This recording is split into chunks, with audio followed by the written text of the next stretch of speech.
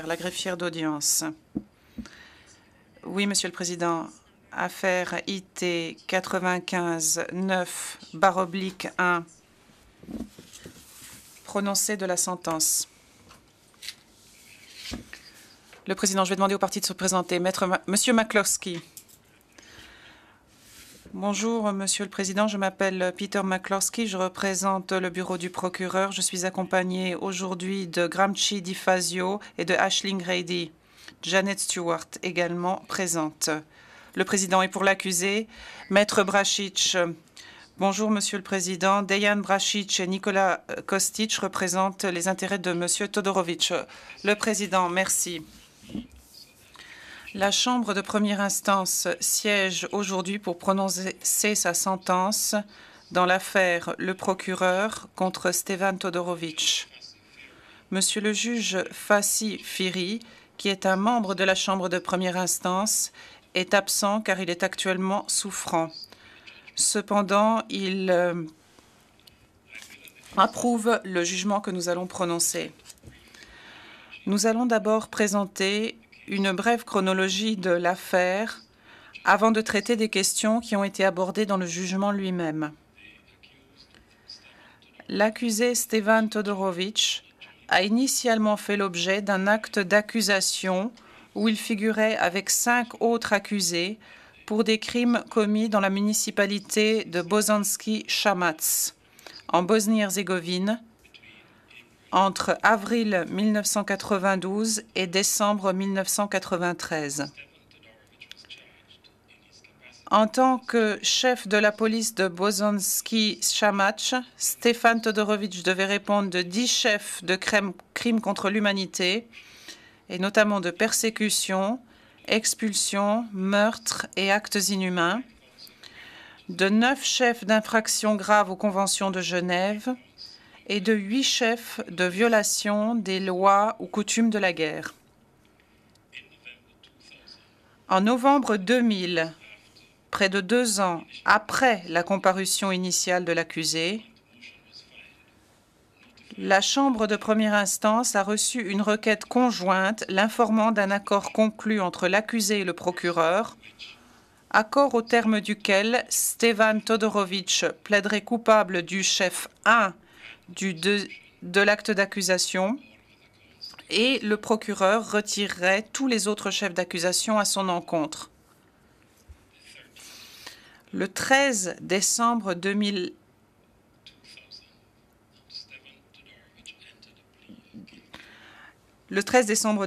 Stevan Todorovic a plaidé coupable du chef 1 de l'acte d'accusation.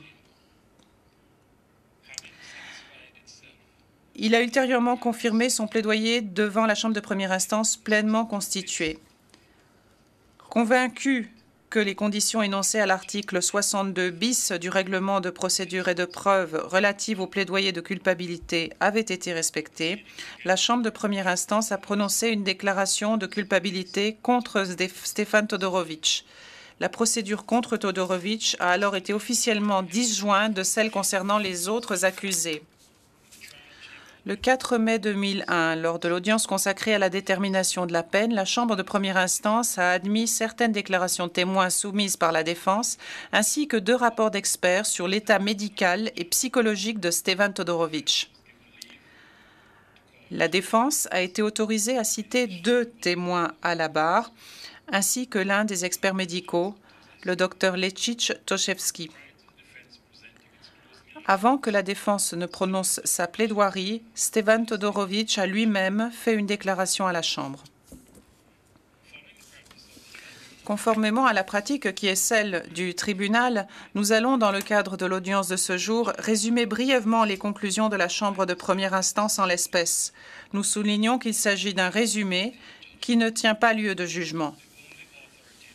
Seul fait foi le jugement écrit présentant les conclusions et les motifs de la Chambre de première instance. Des exemplaires de ce document seront mis à la disposition des parties à la fin de l'audience. Le jugement fixant la sentence repose sur l'acception par la Chambre de première instance du plaidoyer de culpabilité de Stevan Todorovic et de la déclaration de culpabilité qui a suivi, déclaration prononcée contre l'accusé au titre du chef 1 de l'acte d'accusation pour persécution, un crime contre l'humanité sanctionné par l'article 5 du statut du tribunal. En premier lieu, le jugement traite de la gravité du crime dont Stevan Todorovic a été reconnu coupable. Comme l'a indiqué la Chambre d'appel dans l'affaire Celebici, la gravité de l'infraction est l'élément principal à prendre en compte dans la sentence. Ceci suppose de tenir compte à la fois du comportement criminel formant la base de la déclaration de culpabilité et de toute circonstance aggravante éventuelle. Le jugement présente un résumé des détails du comportement criminel fondant la condamnation de Stevan Todorovic pour le crime de persécution, y compris sa participation au passage à tabac et à l'assassinat de Anto Brandic, au passage à tabac de plusieurs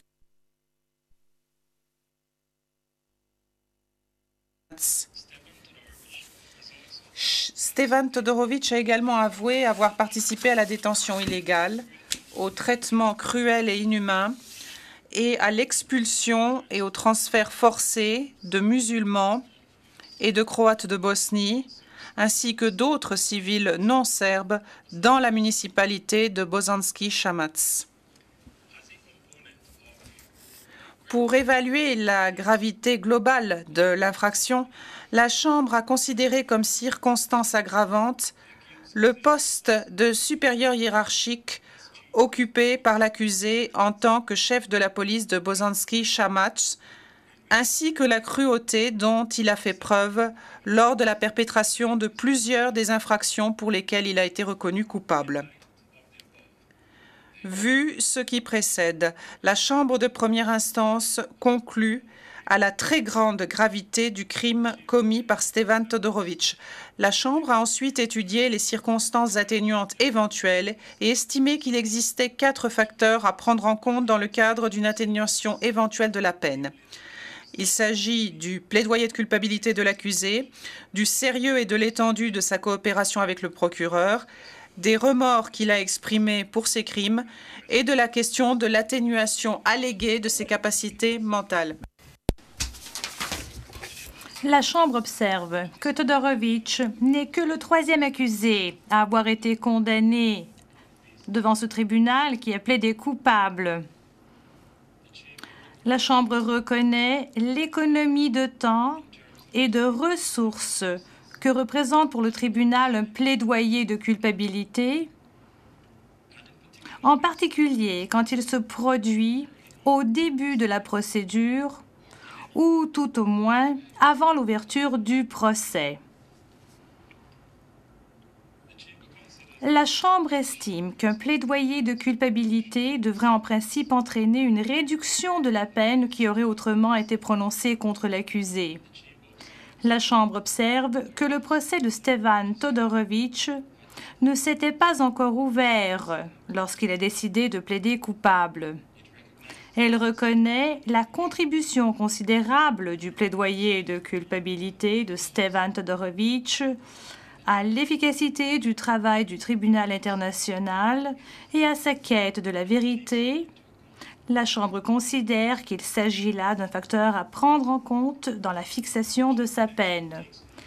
La Chambre de première instance prend ensuite note de l'accord sur le plaidoyer au terme duquel Stevan Todorovic a accepté de coopérer avec le procureur en fournissant des informations véridiques et complètes et en témoignant dans le procès intenté à ses anciens co-accusés et dans toute autre affaire si le procureur le lui demande. La Chambre a pris note des déclarations de l'accusé sur la quantité et la qualité des informations fournies par Stevan Todorovic à ce jour. Elle conclut que la coopération de Stevan Todorovic avec le procureur a été importante et qu'il convient d'en tenir compte en tant que circonstance atténuante en l'espèce.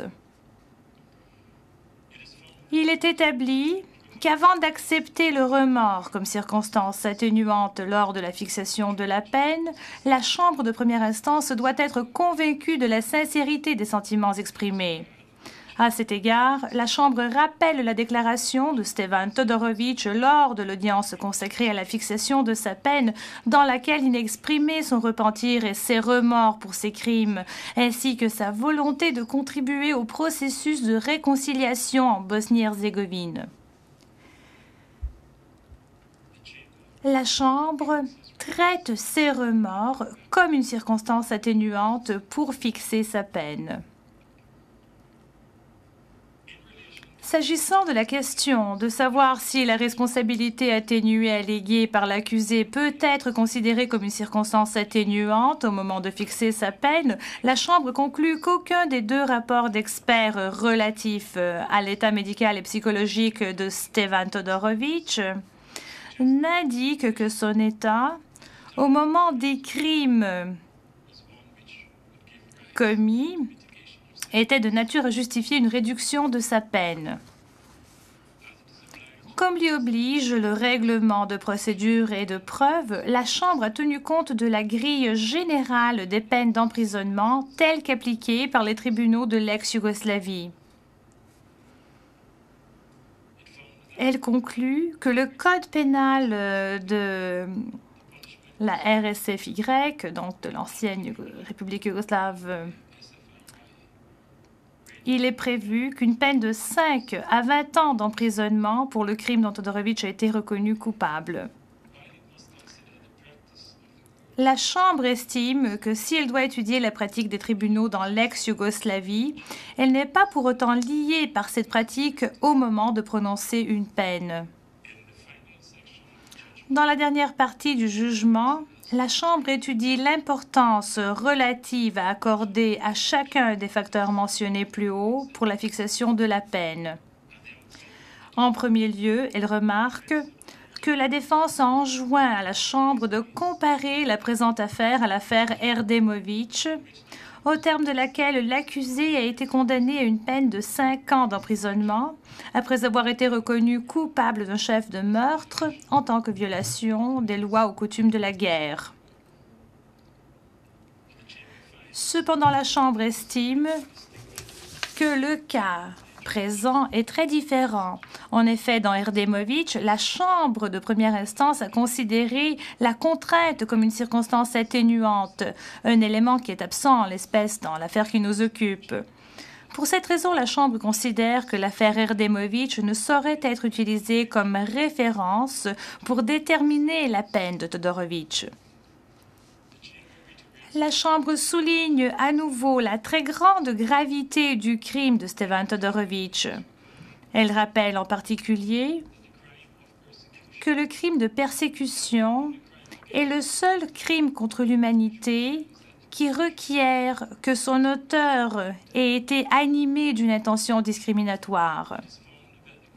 Elle conclut que la gravité du comportement criminel de Stevan Todorovitch est renforcée par sa position de supérieur hiérarchique et par le mode de perpétration des crimes. La Chambre estime en effet que si elle accordait un poids considérable aux circonstances atténuantes pour fixer la peine en l'espèce, ceci ne change rien à la gravité du crime de Stevan Todorovitch. Elle conclut que le plaidoyer de culpabilité de Stevan Todorovitch et le sérieux et l'étendue de sa coopération avec l'accusation représentent des facteurs atténuants essentiels. La Chambre déclare qu'en l'absence de ces facteurs, elle aurait prononcé une peine beaucoup plus lourde. Nous allons maintenant donner lecture du dispositif du jugement fixant la peine de la Chambre. Il se lit comme suit. Monsieur Todorovitch, veuillez vous lever, s'il vous plaît. Pour ces motifs, ayant examiné les arguments des parties, Les preuves présentées durant l'audience relative à la fixation de la peine, ainsi que le statut et le règlement, la Chambre de première instance condamne Stevan Todorovic à 10 années d'emprisonnement et décide que 2 ans, 10 mois et 3 jours, ainsi que toute durée éventuelle de détention dans l'attente d'un jugement en appel seront déduits de la peine prononcée par la Chambre de première instance à compter de la date du présent jugement relatif au prononcé de la sentence. En vertu de l'article 103C du règlement, Stevan Todorovic reste sous la garde du tribunal international dans l'attente de la conclusion d'un accord pour son transfert vers l'État où il doit purger sa peine. Nous demandons au greffier d'audience de distribuer des exemplaires du jugement aux parties. L'audience est levée. All rise. Veuillez vous lever.